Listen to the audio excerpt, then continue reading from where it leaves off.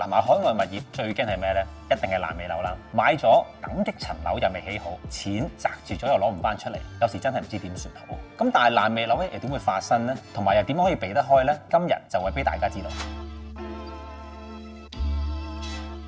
嗱，其實無論你買英國、日本、杜拜、澳洲物業，爛尾樓咧，其實都有機會出現嘅。嗱，最主要因為咧建築成本有升冇跌，對發展商一個 cash flow 嘅要求咧係非常之高嘅。嗱，所以其實部分咧發展商係會依賴買家續期嘅供款去集資啦，然後再同銀行去融資去做一個項目嘅。但係如果銷售量唔夠嘅話，甚至個 planning permission 未批得切，咁就會成個項目卡住咗㗎啦。最終爛尾嘅機會率就自然非常之高啦。但係而我哋仲量聯行就俾到買家嘅5重保障，咁就會令到大家買得安心嘅。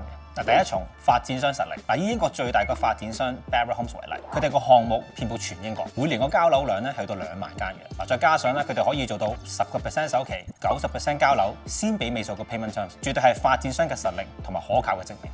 第二重就係政府許可 planning permission。嗱，我哋仲量聯行合作嘅項目都必須先有證明當地政府批出嘅規劃許可，確保土地擁有權啦、建築設計都係符合當地嘅法規。第三重法律審查同埋文件保障。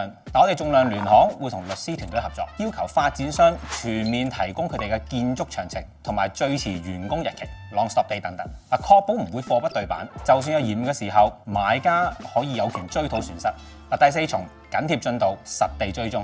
我哋仲量聯行喺在地、海外都會有團隊去到跟進當地嘅進度，亦都會同發展商緊密聯繫，為買家提供報告，確保一切如期進行。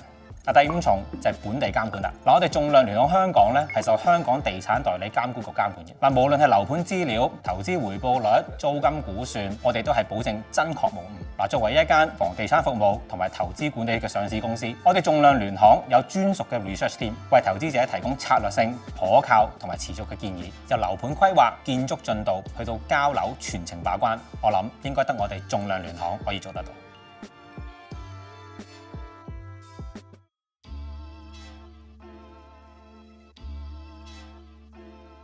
To buy or not to buy non-local off-plans properties, assess the risk before you buy. 境外樓花買唔買？計過風險先好買。